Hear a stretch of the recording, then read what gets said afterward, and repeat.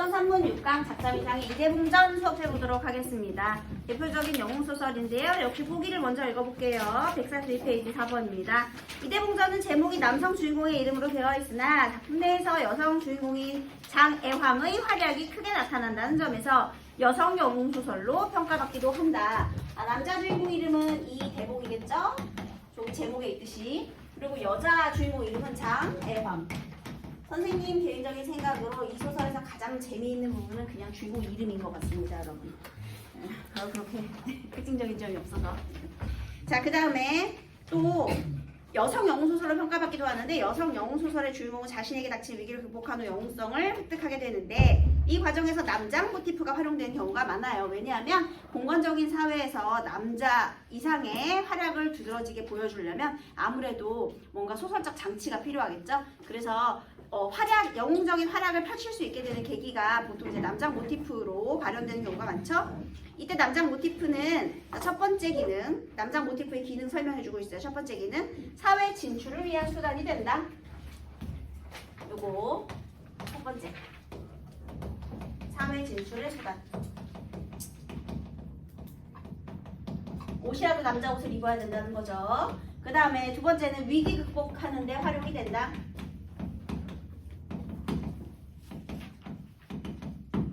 그리고 세 번째는 새로운 사건이 발생하는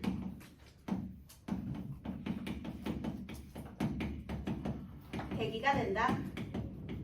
그래서 이 남장 모티프의 기능을 얘기해 줬네요. 그렇다면 우리 이대봉전뿐만 아니라 다른 작품에서도 이런 모티프의 기능은 똑같이 작용을 하게 되겠습니다. 자, 그 다음에요. 여기 주제를 보면 남녀 주인공이라는 말이 있죠. 그래서 여기는 남자 이름으로 되어 있는데요.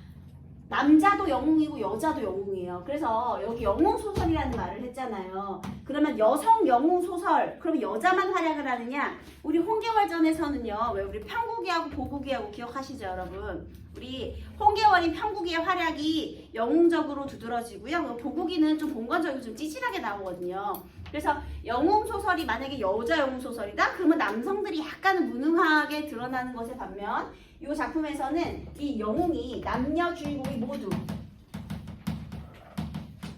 영웅적인 모습을 보여주고 있다라는 점이 특징적인 이야기가 되겠습니다. 자, 그러면 이대봉과 장애왕의 이 영웅적인 활약과 사랑 이야기가 어떻게 되는지 본문을 통해서 공부를 해보도록 하겠습니다. 일단 4번 문제는 외적 증거에 의한 감상 방법 뭐 이런 거 되겠고요. 그 다음에 3번 문제는 A와 B, 이제 서술 방식, 말하기 방식에 대한 내용이고 2번은 공간, 그러니까 배경에 대한 설명, 그 다음에 1번은 인물에 대한 이해 이런 문제가 구성이 되어 있습니다. 자, 문을 읽어볼게요. 차설, 화재 전환하는 거죠. 우리 고전소설에서. 왕희의 아들 석연이 기리를 당하매. 자, 여기에 또 이제 나쁜 인물이 하나 등장해요. 바로 왕희예요. 왕희한테는 석연이라는 아들이 있습니다. 그런데요. 노복과 가마를 갖추어 장미동에 나아가니 얘가 기리를 당했다. 여러분 기리이 뭔지 알죠? 상서로운 날. 그래서 날짜를 정하고 이제 좋은 날을 정해서 노복과 가마를 갖추어 장미동으로 나아갔어요. 장미동 공간이네요.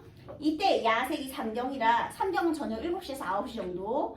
그래서 야밤입니다. 우리 옛날에는 저녁을 일찍 마무리하니까 이제 전기 없을 때. 그래서 저녁 7시에서 9시면은 이른 시간은 아니죠. 적절한, 방문하기 좋은 시간은 아니에요.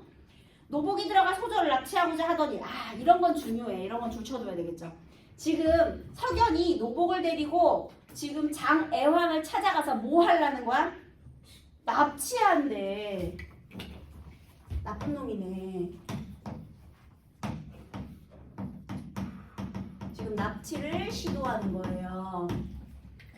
자, 그래서 이때 소저가 등촉을 밝히고 얘기를 보더니 외당에서 사람들이 떠도는 소리가 들리거늘 소저가 마음에 놀라 시비 난향을 불러 왈 외당에서 사람 소리가 요란하니 니 가만히 나가 그 동정을 보라. 자, 여기에 장애왕의 시비가 있어요. 걔가 이제 난향이에요. 자, 선생님이 참고로 여러분의 이해를 돕기 위해서 이대봉의 이제 아버지가 있습니다. 이상서예요. 그 다음에 장애왕의 아빠는 장한림이에요. 둘이 절친이에요. 그런데 둘이 절친인데 같은 날 애를 낳은 거야. 이거 인연이다. 얘네는 무조건 짝지어줘야 된다. 그래서 어린 시절에 둘이 정혼을 맺어줘요. 둘이 찐친이니까 정혼을 맺어줍니다. 그런데 이 왕희가요, 이제 모함을 하고 얘를 이제 유배를 보내는 거예요. 그래서 유배를 보내서 쫓아가는데 얘네 둘이 이제 배를 타고 가는데 배를 쫓아가서 죽이라고 해요. 그런데 그 와중에 용왕이 도움을 줍니다. 조력자인 용왕의 도움으로요, 얘는 외딴섬으로 가고, 그래서 얘네가 구출이 돼요. 얘는 천축국으로 가가지고 우예를 배우게 돼요.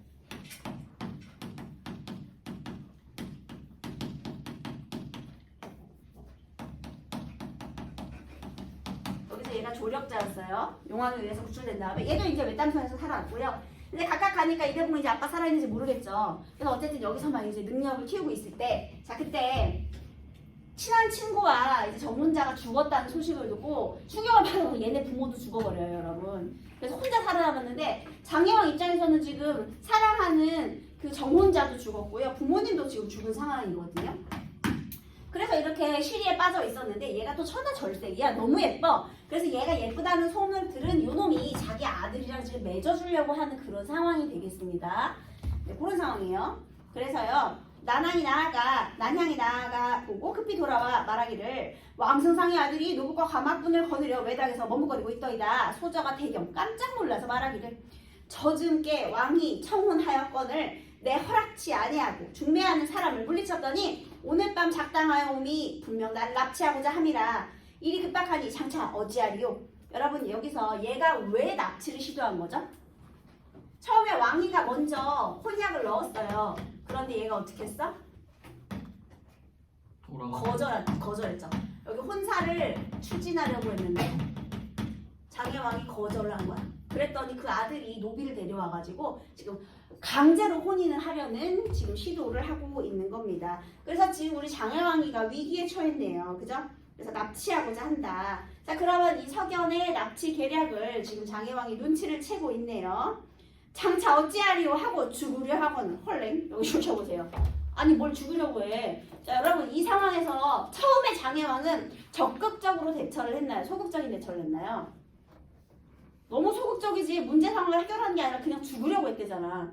내가 여기서 납치를 당해서 조집에 들어가느니 나 그냥 확 되져버릴래 해가지고 죽으려고 했대. 처음에는요, 장혜왕은요, 이 납치를 시도했을 때 죽으려 합니다. 그래서 처음에는 소극적인 대처를 했어요. 그런데 이때 내가 봤을 때 이 난향이 얘가 진짜 괜찮은 인물입니다. 소저는 잠깐 진정하소서. 소저가 만일 목숨을 함부로 여기시면 부모 제사와 낭군의 원수를 누가 갚으리 있고, 바라건대 소저는 소비와 의복을 바꾸어 입고 소비가 소저 모양으로 앉았으면 저 사람들이 반드시 소비를 소저로 할지니 소저는 급히 남자 옷으로 갈아입으신 후 후원을 넘어 피신하옵소서. 난양 실인데요, 굉장히 영특하고 그 다음에 얘가 어떻게 하면 살 수 있을지 방향을 알려주는 적극적 조력자가 되겠습니다. 어떻게 하라는 거예요? 일단 둘이 옷을 바꿔 입어. 그래서 너는 이제 12월 권장하고 밖을 나가.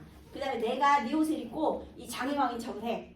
그 다음에 너가 만약 밖으로 나간다면 그때 너가 남자 옷을 입고 도망을 쳐라. 이렇게 얘기를 해주는 부분이 되겠습니다. 그죠? 자, 그 다음에 여러분, 여기 이제 A, B로 묶여 있잖아요. 우리 또 문제 유형을 잘 알아야겠죠. 그러면 지금 난향이는요, 죽으려 하는 장혜왕을 죽지 않고 도망갈 수 있도록 설득하는 말하기를 하고 있거든요. 그러면 항상 있잖아, 이런 문제 유형 자주 등장하죠. 말하기 방법. 이 말하기 방법. 얘가 얘한테 죽지 말라고 말리는데요. 그러면 그 설득의 근거와 말하기 방식을 파악하는 문제가 나온단 말이죠. 그러면 여기에 등장하는 선택지들이 되게 비슷해요, 여러분. 그러니까 지금 여기서 이 말하기 방식과 관련된 선택지들을 잘 읽어보면 다음에 다른 이 대화가 나올 때도 똑같이 적용이 가능합니다. 일단 저기 잘 보세요. 소저가 목숨을 함부로 여기면 부모 제사와 낭군의 원수는 누가 갚겠느냐. 자, 지금 질문을 했어요. 그러면서 근거를 제시했죠. 네가 살아야 하는 이유 뭐죠? 가족 간의 인륜이죠. 그죠? 그래서 인륜을 근거로 들어 죽으려는 행동을 만류하는 겁니다. 근거는 인륜이 돼요, 여러분. 인륜을 근거로 들었어요. 그 다음에 구체적인 해결 방안 제시하고 있죠. 너무 구체적이잖아. 일단 우리 둘이 먼저 옷을 갈아입고 그 다음에 내가 너인 척 할게. 너는 나가서 또 남자 옷으로 갈아입어. 그러면 살 수 있을 거야. 이렇게. 그래서 구체적인 해결 방안을 제시하고 그 다음에 인륜을 근거로 죽지 못하도록 설득하고 있는 겁니다. 그쵸? 그 다음에 이 난향이 제시한 해결책이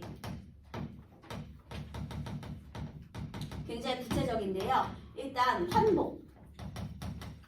특히 남장으로 둘이서도 한번 옷을 갈아입고 또 남장 모티프도 제시하고 그래서 이 남장 모티프에 대한 아이디어는 누구로부터 나왔다? 난향이로부터 나왔다. 이런 것도 중요하죠. 얘가 알려준 방법이지. 얘가 스스로 생각해낸 방법은 아니었어요. 그쵸? 그래서 이런 포인트도 잘 기억해 두시기 바라겠습니다. 그래서 소저가 말하기를 처음에 설득을 했거든요. 그런데 네 말이 당연하나 내 몸이 규중에서 자라 능히 문 밖을 알지 못하거늘 어디로 갈 바를 알리오. 자 여기서 거절했죠. 그냥 나 죽을래. 차라리 내 방에서 죽으리라 제안을 거절하는데요. 그 또 거절의 근거는 뭐예요? 내 몸이 나는 그동안 규중에서만 자랐기 때문에 문 밖을 알지 못한다. 성장 배경을 근거로 들어서 제안을 거절하고 있죠. 이게 지금 선택지에 나와 있는 내용이에요. 그죠? 성장 배경을 근거로 들어서 거절했습니다. 하고 슬프게 우니 난향이 다시 말하기를 천지는 넓고 광활하며 인명은 하늘에 달려있으니 어디 가서 몸을 보전치 못하리요. 일이 가장 급하오니 소저는 천근과 같이 귀한 몸을 가볍게 버리지 마옵소서.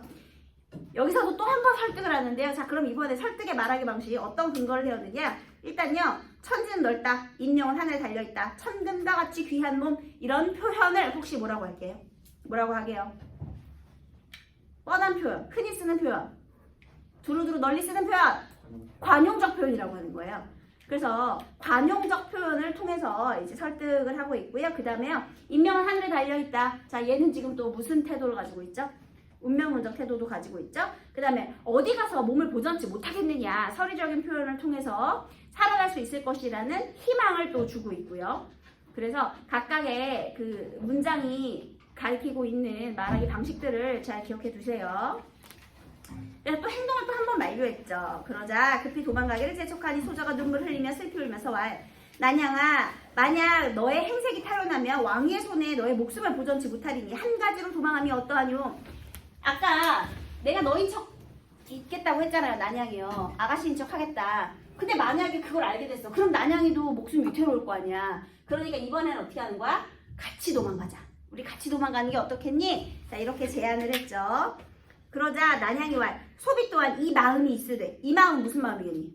같이 도망가고 싶은 마음이 있었어. 그런데 왕과 노복이 소저를 찾다가 없으면 근처로 흩어져 길을 쓰고 찾을 것이니 소저가 어찌 화를 면하러 하시나이고 빨리 행하시고 지체하지 마옵소서. 자 그러면 얘가 가지 않는 이유는 뭐예요? 만약에 둘 다 도망가면 잡힐 것 같은 거야. 그래서 도망갈 시간을 끌어주겠다는 거죠. 다 없으면은 근처를 뒤지면 우리가 걸릴 테니 나도 도망가고는 싶지만 너가 달아날 내가 시간을 벌어줘야 되기 때문에 나 그냥 있을 테니까 빨리 지체하지 말고 떠나라. 이렇게 얘기를 하는 겁니다. 진정한 조력자죠 여러분. 말하기 방식들 잘 기억해 주세요. 소저가 할 일 없이 의복을 벗어 난향을 주고 남자 옷을 입고 후원문으로 나가 수리를 행하니라.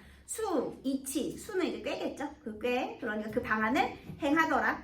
차시, 이때 난향이 소저의 의복을 입고 서안에 의지하여 앉았더니 자 이제부터 서안 그 방 안이에요. 그쵸? 공부하던 방 안에 이제 난향이 앉아있는 겁니다. 그래서 지금 서로 어떻게 된 거예요? 지금 서로 이렇게 서로 뒤집어서 환복을 했죠. 그 다음에 이윽고 왕공자가 노복과 신녀를 거느려 내정에 돌입하여 원래 이 왕공자는 어디에 있었느냐면요. 외당에 있었죠. 근데 외당에서 지금 이제 내정으로 들어온 거예요. 보통 아녀자들이 머무는 곳을 내정이라고 하죠. 안쪽들. 소저를 빨리 모셔라 하니 시녀가 명을 듣고 들어가 소저를 보고 문안을 하니 난향이 들은 채 아니하거늘 시녀가 다시 말하기를 왕공자 내림하였사오니 소저는 백년가약을 맺으소서. 이 또한 하늘 정한 연분이니 이런 좋은 때를 잃지 마옵소서. 얘들아 여기에 시녀는 난향이 지금 장혜왕이라고 알고 있는 거죠. 그쵸? 얘가 12인 줄 지금 모르는 거죠. 그래서 아직 누가 누군지 모르는 거야. 그래서 착각을 하고 있더라. 지금 난향을 애황으로 알고 있는 거예요.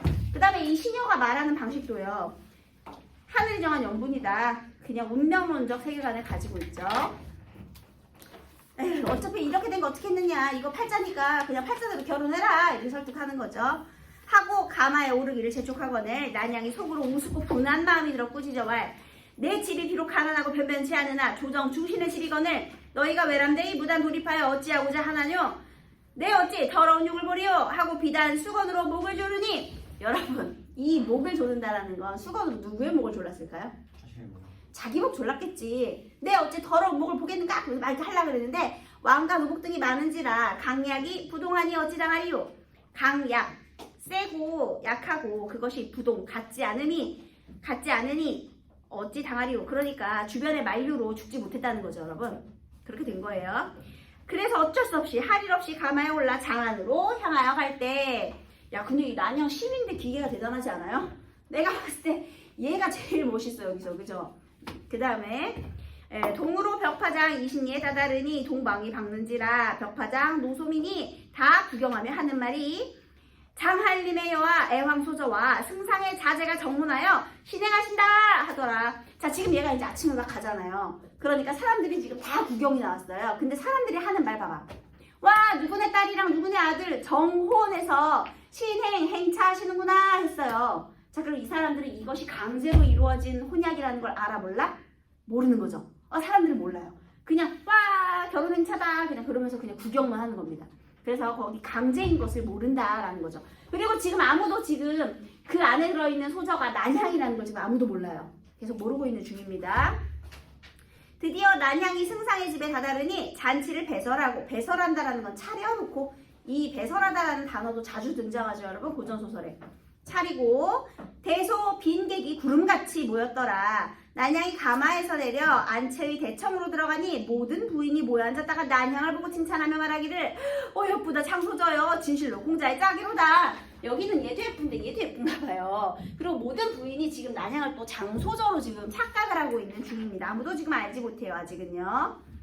하며 칭찬이 분분할세 난향이 일어나 외당으로 나아가니. 여러분 여기서요 우리 조선시대를 한번 떠올려 보세요. 물론 배경이 조선시대는 아니지만 이 외당이 있고 내당이 있잖아요. 내당 외당. 그러면 외당은요 손님들이 머무르고 그 다음에 이제 자유롭게 손님들이나 아니면 남자들이 출입하는 공간이에요. 자, 그럼 이제 여자는 어디에 있어야 돼요? 내정. 아까 전에 내정 나왔잖아. 그러니까 규중이나 내정. 그러니까 안쪽들, 그러니까 방 안에만 있어야 된단 말이야. 근데 얘가 내렸잖아 승상의 집에서. 그런데 지금 일어나서 신부야 신부, 새 신부 외당으로 막 걸어가요. 이거 가능해요 여러분? 이거 뭐야 갑자기. 야, 새 신부 될 사람이 이렇게 새초롬하게 얼굴 가리고 이러고 있어야 되는데 갑자기 저벅저벅 지금 외당으로 막 가는 거예요. 사람들이 놀랬겠지. 어머 저거 무슨 일이야. 그래서 내외 빈객이 크게 놀란 거예요. 일반적인 신부의 행동거지에 어울리지 않는 행동을 했기 때문에. 자, 그 다음 난향이 승상 앞에 나아가 좌우를 돌아보며 왈 나는 장미동 장한림 댁 소저의 시비 난향이러니. 여기서 어떻게 했어? 자기의 정체를 자기 입으로 고백했죠. 그러니까 여기서 정체가 어떻게 탄로나느냐 항상 이런 것들도 중요한 그 포인트인데요. 본인의 입으로 고백을 했어요. 외람이 소주의 이름을 따고 승상을 잠깐 속였거니와 왕희는 나라의 녹을 받는 중심으로 명망이 일국의 으뜸이요 국이 천하의 제일이라. 네 자식의 혼사를 이룰진데 매파를 보내어 예의를 갖추어 인연을 맺음이 당연하거늘 네 무도부리를 행하여 깊은 밤에 노복을 보내어 가만히 사대부가의 대정에 돌입하여 규중 처자를 납치하면 무슨 뜻이뇨? 자, 여러분 여기서요 얘 말하기 방식을 한번 볼게요. 여러분 혹시 먼저 칭찬한 다음 그 다음에 본론으로 이제 올려놓고 비행기 태워놓고 까는 방법이 뭔지 아십니까? 무슨 법이라고 하죠? 너는 말이야 인성도 훌륭하고 외모도 훌륭하고 다 착해. 근데 노력을 안 해서 성적이 좀 엉망이네. 자, 여러분 선생님 무슨 말을 진짜로 하고 싶었던 걸까요? 인성 훌륭하고 잘생겼다는 얘기를 하고 싶었을까요? 공부 좀 해라 이 얘기죠. 그래서 띄워놓고 내려놓기. 우리 혹시 이런 표현법 뭐라고 하죠? 억양법이라고 해요 여러분.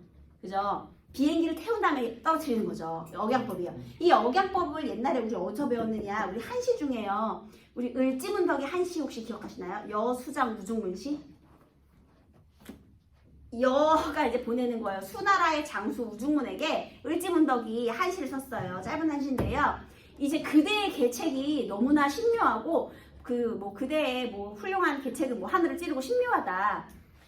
근데 이제 신묘한 계책이 이제 다 끝이 났다. 그러니까 끝난 줄 알고 물러가면 어떻겠느냐 이런 시를 쓰거든요. 한마디로 너 운수는 굉장해. 그치만 이제 네 운수는 여기서 끝났어. 이제 앞으로는 우리가 이길 일만 남았어. 이런 얘기거든요. 그래서 겉으로는 막 칭찬하는 것 같지만 속으로는 비꼬고 그 다음에 항복을 권유하는 내용으로 되어 있어요.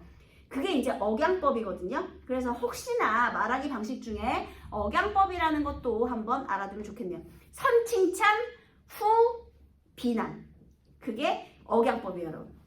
먼저 칭찬해놓고 깔보는 거죠. 자, 그러면 여기서도요. 일단 왕희는 나라의 녹을 받는 중신으로 명망이 일국에 뜨며 부귀가 천하의 제일이다. 이 말을 왜 했겠니? 너 지위가 그렇게 높다며? 그러면 그 높은 지위에 걸맞는 행동을 해야지 라고 비난을 하기 위해서 일부러 먼저 대사회적인 지위가 훌륭하다라고 이야기를 한 거예요. 이해되셨죠? 네. 그 다음에 그런데 무도, 그러니까 도가 없고 불의, 의로움도 없다. 왜? 네가 지금 밤에 늦은 밤에 우리를 데리러 오려 하지 않았느냐, 납치를 하지 않았느냐. 그래서 먼저 신분을 먼저 이야기한 다음 그 다음에 얘의 무도 불이함을 고발을 한 거죠. 그래서요, 우리 소전은 너의 모욕을 피하려 계시나 결단코 자결하여 원한이 되었을 것이니 어찌 통분치 않으리요. 만약 우리 소전은 너의 모욕을 피하여 계시지만 만약에 그대로 잡혀왔다면 분명 자결하셨을 것이다. 그러니 어찌 분하지 않느냐라고 얘기를 했어요. 말을 마치고 슬피 통곡하니 승상이 대경하여 난양을 위로하며 소전은 배고 같은 몸으로써 천한 난양에게 비하니 어찌 이런 말을 하냐뇨. 자, 이 말의 뜻은 뭐예요, 여러분? 야, 왜 그래? 너 왜 난양인 척해? 이거죠. 뭔지 아시겠죠? 아니, 너 되게 귀한 몸인데 어떻게 난양인 척해? 얘가 또 키우치면 너무 예쁜가 봐. 계속 속는 거야. 그래서 지금 여기서 이 말의 뜻은 뭐냐면 계속 지금 그 장애왕을 이제 그러니까 장애왕이 난향이라고 뻥치고 있다고 생각한 거예요. 역으로 또. 그래서 소저가 난향인 척 한다라고 오해를 하고 있는 부분이죠. 아직까지 잘 몰라. 하고 이제 뭔지 모르겠어. 그래서 11호 하여금 내당으로 보내고 다시 내당으로 돌려보냈죠. 얘가 외당에 나와있다 내당으로 돌려보내고 소저의 진가를, 그러니까 진짜인지 가짜인지 분별치 못하여 장준을 청하여 보라 하는데, 자, 여기 장준, 여기 장씨잖아요. 얘네 그 삼촌 숙부 이런 사람이거든요. 친척인데 처음에 여기서 혼사를 추진할 때 이 혼사를 추진했던 사람이에요. 그러니까 뭐 누군지 정확히는 몰라도 어쨌든 장씨니까 장애왕의 정체를 알고 있는 사람이겠거니 하고 넘어가면 되겠죠. 그래서 장애왕을 본 적이 있는 사람을 불렀어요. 장준이 들어가 보니 과연 진려가 아니오. 얘가 진려가 조카인 거 아시죠? 예, 조카가 아니오. 난향이라 조카의 딸, 그걸 진려라고 하죠. 대경하여 바삐 승상께 고하니 왕희가 대로하여 난향을 죽이려 하는데 만주와 빈객이 말려왈 난향은 진실로 충성스러운 신녀이니 그 죄를 용서하소서. 자, 그래서 얘가 모든 게 탄로나고 나서 왕희가 원래 저 난향 죽이려고 하거든요. 근데 왜 못 죽였죠? 대중들이 그걸 원하지 않았어.